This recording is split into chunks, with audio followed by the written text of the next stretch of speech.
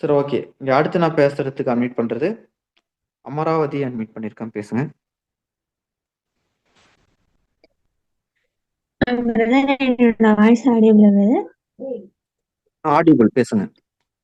Good morning brother. என் பேர் வந்து 16% அமராவதி. விடிபி டீம்லேருந்து பேசுகிறேன். என்னோட கிரேட் அப்ளைன்ஸ் பார்த்தீங்கன்னா, silver director Ashwin brother, silver director Rajesh brother, gold director Ayyappan brother. இப்போ எனக்கு ஒரு சின்ன டவுட் வந்து சொல்ல முடியாது பிரதர். இப்போ வந்து என்னோட லெக்ல பார்த்தீங்கன்னா, நிறைய பேர் இப்போ வந்து 60% என்பது அச்சீவ் பண்ணிட்டாங்க. ஸோ அவங்க வந்து இப்போ கொஞ்சம் டிமோட்டிவாக ஃபீல் பண்றாங்க. அவங்களுக்கு உங்க சைட்லேருந்து ஏதாச்சும் ஸ்பீச் ஏதாவது கொடுக்க முடியுமா பிரதர்? ஆனா அவங்க இப்போ உள்ளதா இருக்காங்க. கொஞ்சம் டிமோட்டிவேட் ஆகுற மாதிரி இருக்காங்க. அதனால உங்க சைட்ல இருந்து ஏதாச்சும் ஸ்பீச் கொடுக்க முடியுமா பிரதர்? இல்ல, அதாவது இப்ப என்ன அவங்க இப்ப அந்த 16% அச்சீவ் பண்ணிட்டு அதுக்கு மேல ஃபர்தரா வேலை செய்ய மாட்டேங்கிறாங்க அப்படின்னு நினைக்கிறீங்களா? செய்றாங்க பிரதர். ஆனா ஃபர்ஸ்ட்டா ஸ்டார்ட்டிங்கா இருந்த இது அவங்களோட வெறித்தனம் இப்போ இல்லன்னு சொல்றேன் பிரதர். Okay, okay. சரி, நான் பேசுறேன் கண்டிப்பா. இது எல்லாருக்குமே வந்து எல்லாருக்கும் இல்ல.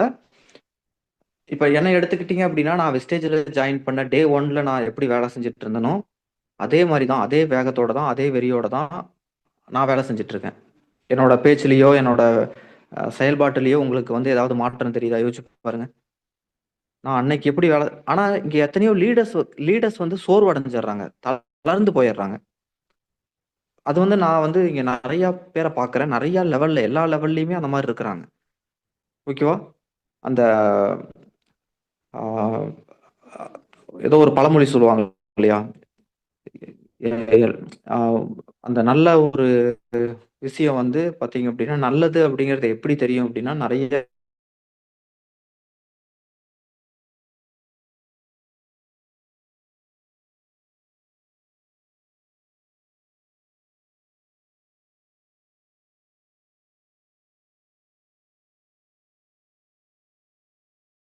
இந்த வெறியோட, வேகத்தோட பண்ணிட்டு இருக்கிறவங்க இருக்க தான் செய்வாங்க. இப்ப நீங்க வந்து ஒரு பேங்க்ல வந்து வேலை கிடைக்குது. நீங்க இமேஜின் பண்ணுங்க. எனக்கு தெரிஞ்ச ஒருத்தர் வந்து பேங்க்ல வேலை செஞ்சு ரிட்டயரே ஆயிட்டாரு. 40 வருஷமோ, 35 வருஷமோ எக்ஸ்பீரியன்ஸ். இல்ல, கரெக்ட்டா? 20, 30 வயசுல சேர்ந்திருந்தாருன்னா,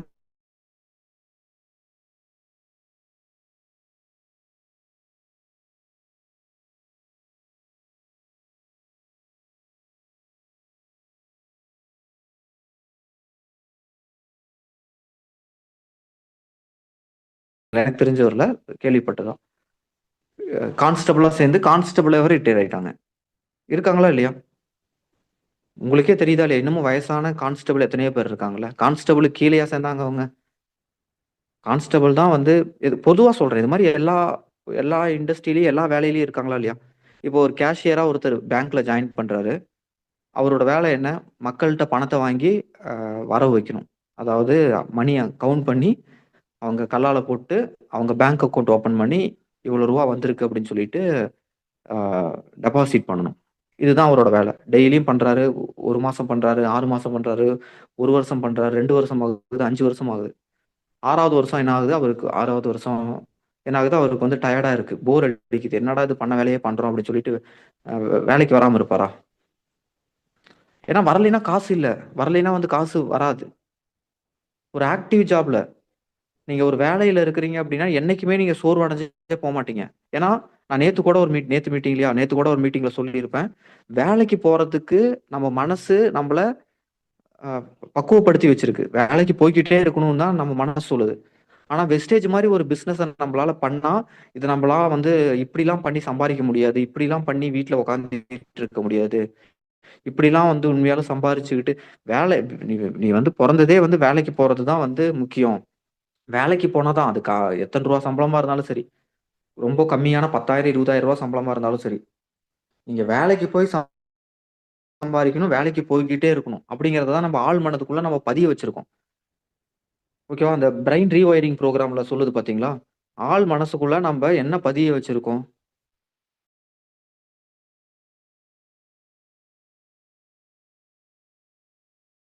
புரிஞ்சு வச்சிருக்கோம்.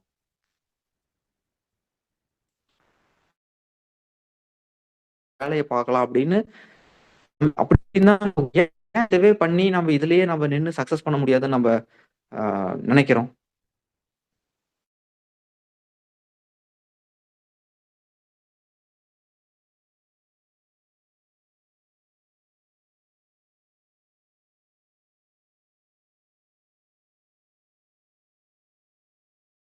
நீங்க ஒரு விஷயத்த முடிவு பண்ணிக்கோங்க.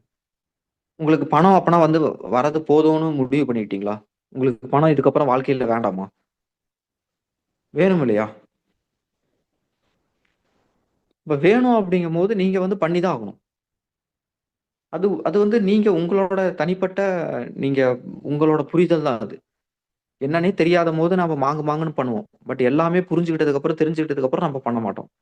எப்படி இன்வைட் பண்ணணும், எப்படி பேசணும், எதுக்கு ட்ரெய்னிங் மீட்டிங் பண்றாங்கன்னே தெரியாத முன்னாடி நம்ம வந்து வேகமா வந்து வேலை செய்வோம். ஏன்னா வந்து அத அந்த ஒரு சார்ட்ல மார்க்கோ காமிப்பார்ல. மார்க்கோவா? அந்த இனிஷியல் எக்ஸைட்மென்ட் நம்ம வெஸ்டேஜ்ல ஜாயின் பண்ண உடனே ஒரு இனிஷியல் எக்ஸைட்மென்ட் வந்து ஒரு 3 மந்த்ஸ் இருக்கும். 1 மந்த். என்னோட வாய்ஸ் கேக்குதா?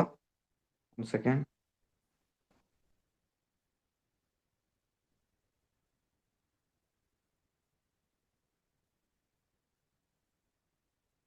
சரி, ஓகே. என்னோட வாய்ஸ் இப்ப கேட்கும்னு நெனைக்கிறேன். நான் அப்படியே கொஞ்சம் நடந்துகிட்டே பேசுனேன் வீட்டுக்குள்ள. அதனால வந்து வாய்ஸ் பிரேக் ஆகுது. நான் அந்த விண்டோ ஓரமா நின்னு பேசிட்டு இருக்கேன். மொபைல் நெட்வொர்க்ல தான் பேசிட்டு இருக்கேன்.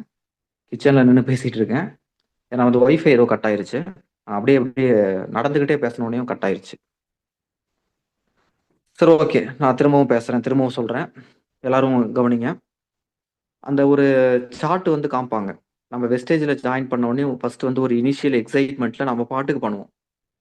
அதுக்கப்புறம் கொஞ்ச நாட்கள் போக போக பிசினஸ கத்துக்குவோம். கத்துக்கிட்டதுக்கு அப்புறம் பார்த்தீங்கன்னா, நம்ம அப்பதான் பண்ணணுமே. ஆனா அப்ப பண்ண மாட்டோம். ஓகேங்களா? நல்லா வந்து பிசினஸ் என்ன பண்ணணும்? எப்படி பண்ணணும்? என்ன பேசணும்? என்ன பேசக்கூடாது? டெய்லி ட்ரெய்னிங் மீட்டிங்ல உட்கார வச்சா தான் பிசினஸ்ல சக்சஸ் பண்ண முடியும். எல்லாமே கத்துக்குவாங்க. எல்லாத்தையும் புரிஞ்சுக்குவாங்க. ஆனா அதுக்கப்புறம் வேலை செய்ய மாட்டாங்க. என்ன பண்ணணும்? எப்படி பண்ணணும்னே தெரியாதபோது வேலை செய்வாங்க. நல்லா யோசிச்சு பாருங்க. மந்தமா இருக்கிறவங்க, சோர்வா இருக்கிறவங்க, டயர்டா இருக்கிறவங்க, சோர்ந்து போனவங்க, தளர்வடைஞ்சவங்க. ஒரு நிமிஷம் யோசிச்சு பாருங்க. இப்ப உங்களுக்கு எல்லாமே என்ன பண்ணணும்? எப்படி பண்ணணும்? எல்லாம் தெரியும். ஆனா இப்ப நம்ம பண்றதில்ல. எதுவுமே தெரியாதபோது எப்படி ஓடணும்னு பாருங்க. இதுதாங்க வாழ்க்கை. வெற்றியாளருக்கும் ஆ சாதனை பண்ணாத வாழ்க்கையில தோத்த தோல்வியாளருக்கும், தோல்வி அடைஞ்சவங்களுக்கும் இருக்கக்கூடிய வித்தியாசம் என்ன அப்படின்னா, வெற்றியாளர்கள் தொடர்ந்து முயற்சி பண்ணிக்கிட்டே இருக்கிறாங்க. ஓகேவா? முடியும் முடியும் வரை ஆ செய்வது முயற்சி இல்ல. நம்ம நெனச்சத முடிக்கிற வரைக்கும், நம்ம நெனச்சத நம்ம வந்து அது முடியிற வரைக்கும் செய்யறது தான் முயற்சி. அது முடியணும். அது அந்த முடியணும். அந்த இத வந்து நம்ம எல்லைக்கோட்ட வந்து அடைஞ்சு முடியிற வரைக்கும் செய்யறது தான் முயற்சி. நம்மளால முடிஞ்ச வரைக்கும் செய்யலாம். அப்படிங்கிறது முயற்சியே கிடையாதுங்க.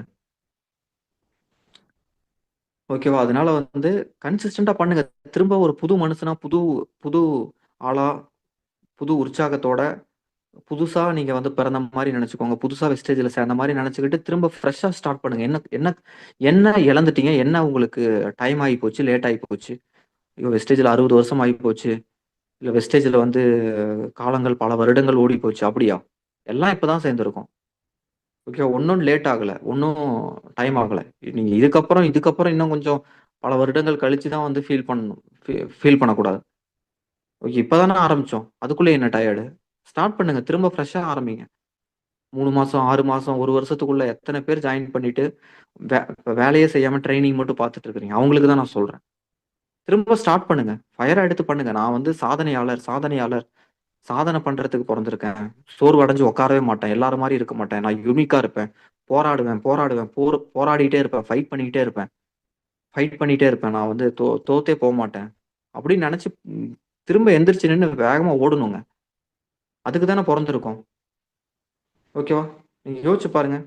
உங்க உங்க குழந்தைங்க உங்களுக்கு வந்து சாதனையாளரா இருக்கணும்னு நெனைக்கிறீங்களா? இல்ல வந்து சோம்பேறியா? இல்ல வந்து தோத்தாங்கோலிஸா இருக்கணுமா?